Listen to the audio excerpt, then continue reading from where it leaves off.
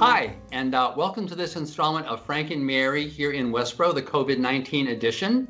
I know a lot of you folks actually have been watching because Shelby Marshall told me, but if you haven't, my name is Arthur Bergeron. I'm at my day job. I'm an elder law attorney. I actually work at Myrick O'Connell. There are 20 of us right here in Westborough. We're actually in Westborough, as well as other places, but this isn't my day job. This show is all about not elder law. It's about my friends Frank and Mary. If you ever see me do a presentation, you always hear me talk about Frank and Mary and their kids, Peter, Paul, and Mary Jr. And their goal in life is to live in their house until they die and be buried in the backyard. In their goal in life now during COVID is to not die, because they know that they're the people who are the most at risk of anybody else. But we should have more conversations about that in the future. But in the meantime, Shelby and I had everyone knows Shelby Marshall, so I don't have to introduce her very much. She and I decided to do these shows weekly just so that we could keep you really up to date during these last several months. And I think a lot of people have found that useful and have as a result of that really come to appreciate the incredible value provided here by Westborough Cable. And so Shelby got a great mystery guest for us today. One of those, those Wizard of Oz people, behind the screen, right? Of course, Aidan Horgan is the real person, producer behind it. But Karen Henderson is here, and Shelby, you're going to talk to her a little bit about that. So what do we want to talk about? And thank you, Karen. It's great to see you. Yeah, so our guests today, we're going to do a two-part series, folks. So if you like what you see today, you'll definitely want to tune into our show next week. And if you don't, well, you should tune in anyway.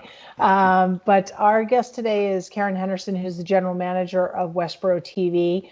And Arthur and I have talked for a long time about, our knowledge, our understanding, our awareness of how important public access television is to every community, but how it's become and playing a much bigger role in this pandemic. And we'll talk with Karen about that as we sort of go through this show and the next. But wanted Karen to come on and talk to us, I guess, first of all, about who she is. Who is Karen Henderson? And then we'll talk a little bit about what is, local cable TV, because I think a lot of folks don't quite understand that. They think the town owns the TV station, how much does it really cost us? So let's get into some of those things. So Karen, welcome. You're a familiar face to many, but for those who may not know you, please, a little bit of background. That's great. All right. Thanks so much, Shelby. And thanks for the big stipend you're paying me to be on the show. When you're a big star, you get the big bucks to be on the show. I hope you like the makeup artist and all the other. So wait a minute. How about a round of applause? Thank you. That's great. And the makeup artist, Shelby, we had to cut with the COVID cuts that we've experienced. So that's why you get this. But seriously, so my name is Karen Henderson, and I am the general manager here at Westborough TV. A little bit about my background. I moved to town 25 years ago, which is just crazy to say because that's a long time now. And lived in town for a long time. My husband's actually from town, and we had some kids right about now with everybody being home and in the house. There are 4 teenagers in my household, so that has been interesting. Yes, that. But yeah, no, love them, but they're all at home now. And I got involved in Westborough. I worked quite a bit just in my private life. I worked at an HR and benefits consulting firm doing a lot of communication and education at that job. So and way back before that, I wanted to be a teacher. That didn't come to be. They weren't hiring a lot of teachers, so I got onto a private kind of corporate track, and that stuck. But I did communication and training and all at that HR and benefits consulting firm. And then I got involved in Westborough. I really wanted to get involved in the town and kind of took, what value could I add? And having a little bit of that education background, there was an opening on the school committee, and it was great actually, because I got asked by one of the selectmen was calling me about another issue, or I called her and left a message, and she called me back and I asked the question, and she said, "Oh, I'm so disappointed. We have an open seat on the school committee, and I was really hoping you'd call to ask me about that." And that started it. I said, well, I hadn't been calling about that, but maybe. And so I ended up on that committee for a number of years. Actually was on the school committee for 7 years, and got to know and form a lot of relationships in town. So we take kind of that background, the relationships and town work, along with my communication and education background. And that is how I ended up getting hired here as the general manager at Westborough TV, because that's a lot of what we do. That was 6 years ago. And of course, a lot of what we do is community related, education, information, entertainment. And that's kind of what I brought to this job. So that's how I ended up here. Great. And I remember meeting Karen, just kind of wandering into her office. They were in this like little basement in one of the places off of Route 9, right? And I kind of wandered in and kind of like, so, this is me. I'm Arthur Bergeron, and I do elder law and stuff. She hadn't met Frank and Mary yet, right? And she was like all pumped up. Oh, this is so exciting. This station's going to do some great things and yada, yada, yada. And like, here we are. It's like, it's become like the big time. It's pretty amazing. Pretty amazing. So Karen, tell our audience, if you would share with them, like, how does this all work? So does Westborough, the town, own the TV station? Right. So, it does not. So the way it works, kind of a quick understanding of a local access, because I think a lot of people will recognize that you can go all over the country and find local access stations. And that is because if we go kind of back to the Federal Communications Act, Federal Communications back in the FCC, back in the 80s, actually, when cable was becoming big, they said, okay, you can locate in these towns and cities, these big cable companies, and offer your cable services. You don't have to use those little rabbit ears anymore on the TV because we're going to have cable now. But one thing that in order to do that, when those big cable companies came in, they really wanted local voices to still have a place. And they kind of carved out a niche for that and gave so we have local authority over the cable companies that come in, and they gave them the right to say, you know what, as the franchising authority that lets you come in here, cable company, we can require you to set aside channels for public education and government use. And that would be locally based programming. And so that was something that was passed by the FCC back in the 80s and has led to where we are today. And the way it works is the town of Westborough is the franchising authority. And we have, in the town of Westborough specifically, agreements with Verizon and Charter so that they can offer cable in Westborough. And one of the things that's in the contract with those cable companies is that they will fund our local access PEG, public education government, PEG channels. And so with that, that's how we're funded. It's not through the town or taxes. And Westborough TV operates as an independent nonprofit. Not all towns do it that way. Some towns have it as part of the town itself as a department. But the town of Westborough has an agreement with Westborough TV that those funds will come to our nonprofit. And the way it works is we have a board of directors, and some number of those board of directors are appointed by the Board of Selectmen. And so our organization is run kind of in tandem with the town, but again, not as a tax department, if you will. So can I just add something to all of that, just so that you can put some of this into context? I'm kind of aware of the community access environment because I'm actually on the board in Nantucket. I'm on that board, the Nantucket version of that board, and as a result, became a member of the national organization for the access for community. I can't remember the Alliance. The Alliance for Community Media. The Alliance for Community Media, right? And as a result of that, and going to one of their big regional meetings, came to realize that Massachusetts is unique. Right? That while the national legislation does say that as a condition of the cable station operating in the community, they have to be giving money, they don't say exactly where the money has to go. They give states the option. Connecticut, for example, all money comes to the state of Connecticut, and then the state of Connecticut parcels it out. In many states, it goes directly to the community, but there is no federal requirement that the community use a dime of that money to actually do community access television. and many states don't. So in most states, there are very few community access stations. We are the only state where almost every community, I want to say 340 or something out of 351, has community access. And the reason for that is that there was state legislation that said specifically as to the money that the towns get, the communities get, right? They have to be using it for community access television. And so some communities like Nantucket, it is, let's see. No, Nantucket actually is also a 501c3 like you are. And some actually maintain it as a town department, but it has to be, and we're unique that way. And so in terms of the evolution of community access media, we're way ahead of almost every place because of that. Really important. You know, Arthur, usually you bring amazing comic relief. But today you are just on fire with the information. Thank you. Wow. I love this. I love community media. I know you do. I know you do. And you're very, Me too. Good thing. So Karen, there was actually, just to maybe tie the bow on this a little bit, there was recently an article on the Town Warrant regarding the TV station. Can you tell folks, kind of to Arthur's point in terms of funding, what the purpose of that was? Right. So they've changed a little bit of how they want towns accounting for their local access funding.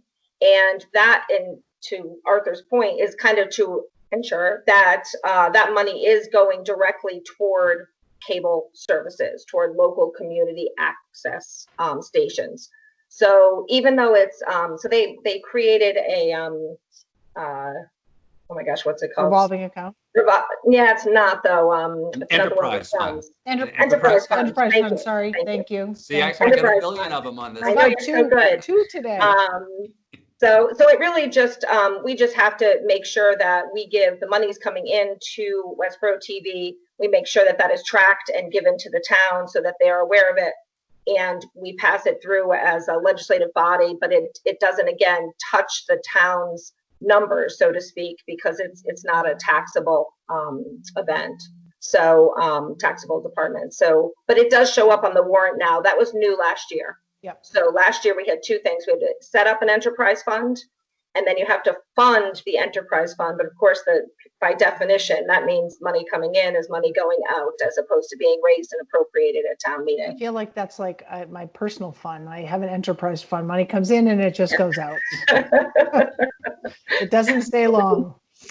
Definitely true. So Karen, talk to us about, blend that story of pre-COVID pandemic and sort of the type of, the station has always brought access to certainly covering meetings, government meetings, Board of Selectmen, Planning Board, and others. We'll just sort of say others. And, town meetings, certainly a member of your team, yourself included, usually has a video camera on hand at, concerts and, first day of school activities. So that educational piece and a ton of coverage of sporting events and arts and culture offered through our public schools. And then there have been historically a variety of shows where you have seniors on the move, and you have Paul McGraw and his show, what is it, On the Sidelines? On the Sidelines, yeah. On the Sidelines, where he's blending history and guests and sports and sort of, giving folks an opportunity, which I think a lot of folks don't realize, that really anyone could sort of approach the show, approach the station and say, I have an idea for a show and I want to, and I'd like some help to produce that, which I think is fascinating. So if you want to touch on that, please do. But sure. So that's sort of where we've been, but what have you seen during this pandemic and where are we now? And before I give the mic back to you, I'll just say I have been amazed at the station's ability to pivot and support countless public meetings beyond Planning Board and the Board of Selectmen. And I know our meeting schedule has doubled or tripled. You're covering Board of Health now, but from my view, it has really opened up the doors and really improved transparency as to government communications and what's being debated and being discussed. And I think it's really engaging the public in a very different way. So take it away.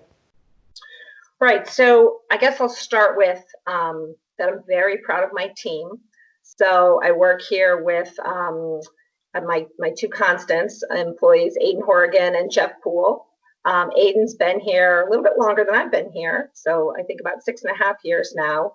And Jeff is a graduate of Westborough High School and joined us a couple of years ago now. But we really have tried very hard to kind of go above and beyond what our normal course of business would be in order to kind of do the things that we normally do, but on a much different scale, and just kind of the shape of what we've been doing. So, you know, we're a community service organization. We are by, for, and about Westborough. That's the programming that we provide to the town. So that's always been the case. And Shelby, you hit on all the different things that we've always done, kind of, again, public, education, and government-wise. We kind of look at our business in those three sectors. But really, we're all about community. That's what we do, and about informing, educating, entertaining that community. And this time of coronavirus has been really tough on the community, right? I mean, community, common unity, bringing us all together. That's a lot of what we've been missing as a town and community, is how do you all come together? So that's one place where we felt as a team we could step up and try to, in our own way, bring the town together, but virtually. And so there have been a lot of government meetings, important government meetings, where the Board of Health has been, and Board of Selectmen, talking about all the different things going on across town that people really need to be aware of. But to be able to still have government functioning and make sure that the public has access to that, and even going so far as to helping with all sorts of meetings. So normally we would cover Planning Board, Board of Selectmen, Finance Committee, and School Committee. Right. But during this time, it's been Sustainability, Master Plan, Municipal Building Committee. I mean, all sorts of different groups who wanted to come together and want to make sure that the public, because they don't really have in-person access, how do we make sure that we're transparent with the town? So there have been a lot of government meetings. Another thing that we really focused on was Memorial Day. Again, that's a time when the community comes together. It's very important to people, and they couldn't come together this year. And so we spent a lot of time doing individual pieces so that we could pull together a Memorial Day virtual service, which I was really proud of the team on this one. I had so many people commenting on how they couldn't believe how touched they were by that video, and how, you know, we had scenes of Westborough and the faces that they knew, and we just had to do that in a way that was socially distant and safe, and that people were comfortable with as we went around and tried to film the different pieces. But there must have been 30-something different groups that participated in that. So again, trying to bring the community together in a time when we can't be together. Religious services, we've done a lot of religious services. That's been another thing that's been huge for people. And not just online. I mean, I think it's important, Arthur and I have talked about this a lot, but we've been able to bring that to TV. And there are a lot of people who either can't get online, aren't quite sure how to get online, even if they have access, or just don't want to watch a video or a religious service, you know, standing at a computer somewhere or sitting at their desk. They'd rather be on their couch in their living room, their family room. And so we've kind of enabled that with our stations as well. And kind of quickly, I'll name two more things quickly that we worked on.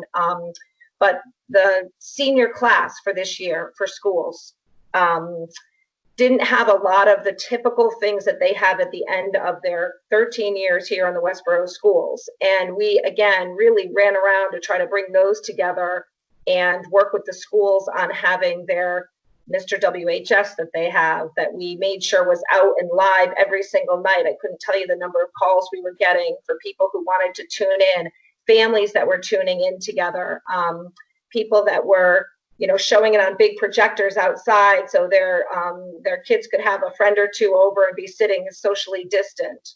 Baccalaureate, the parade that they had, awards ceremony. I mean, just hundreds and hundreds of views on that. And then kind of on the school front, I'll end with, we just recently did a community thank you to the schools. And certainly during this time, there's a lot of people we could thank. But the end of the school year was such a time to just be able to thank the teachers and faculty and staff, administration at the schools for everything they've done during this period. And we created that from the community. So it was very specifically from the entire Westborough community. Again, I'm in such a lucky position because all of those videos, we had a lot of video submissions for that coming our way to put together, and made a really touching end of year video that I think not only did the schools find comforting, but anybody in the community watching it felt really good about what we have here and who we are. And that's some of our mission and our goals. So we were really happy to do that. So I just want to add something to that. I think in terms of these shows, right? So obviously, you know, Karen, Shelby and I do this. In theory, it's information, but we just have a good time, and we've always enjoyed doing the shows, and they were monthly. But then we talked about this specific issue of responding to COVID because we knew, my clients are like her day job clients, that a lot of those folks, they're the ones at risk, and they're also the ones the least familiar with other kinds of ways of getting communication other than clicking on the TV. And I think we decided to do these regular shows to provide updates specifically for them. And I think it's been very valuable for a lot of people for these last couple of months. But I think one of the things that Shelby would talk about when we'd be getting together once a week was how amazed she was about the number of other people who were watching the shows, right? And who were saying, this is really important. And hopefully even these little, dinky shows have been a window through which people would start realizing how much of this is important. And even in the post-COVID world, as we start unwinding a little bit, that certainly it's going to remain really important for seniors because many of them are going to stay really nervous about going out, but still for a lot of people. So I really want to thank you folks for stepping up. It was wonderful. On behalf of all us old people. Great. Well, I would say that was another thing. We've done this show every single week. You guys have done it for weeks now, and providing really good, important information to people. And so that's another thing that we've always had the show, but to switch it and be nimble enough and flexible enough and have Aiden helping out to turn it into something that is really watchable and interesting and people can get information from. Here's my shameless plug for the show. Well, there you go. that was a gift from Frank and Mary. By the way, Arthur, I did wear my Frank and Mary mask throughout town meeting, and I got a lot of questions and comments. And to your point, a lot of folks are like, oh yeah, Frank and Mary, that's that show. So we were thinking of donating some to the senior center and just say, they should sell them and just proceeds to the senior center or something, because they really do epitomize Frank and Mary during this age, So anyway, thanks for that. I'll mention that to Brenda Costa, my I always, in theory, a paralegal, but the person who does everything keeps me alive about that. Thank you. And she helped design those. I know that we're going to kind of wrap up today's session. Karen, I'm not sure if we're going to let you off in just 2 sessions now that I'm thinking two segments, if you will. So on our next show, we'll talk further about kind of what is the future. Some people are cutting the cord on cable, and yet we're having this whole conversation about how important local access television is. And Arthur and I have talked about continuing, well past COVID, of doing these weekly shows because we feel it's so important as a way to get information out that is nonpartisan, non-politicized, and informative. And so we'll have you on the next show. And with that, Arthur, I'll have you wrap it up for us. Just to thank you once again, Karen, for all of this. And thank you to our wonderful producer, Aiden Oregon. And thanks again, Shelby, for doing all of these and for setting all these up and finding all the great guests. Folks, we hope you found this informative. This really is a big community resource. We want you to learn more about it. So we hope you'll tune in next week to the next installment of Frank and Mary here in Westborough, the COVID-19 edition. Thank you very much. Bye. Thank you. Thanks for the opportunity. Bye-bye.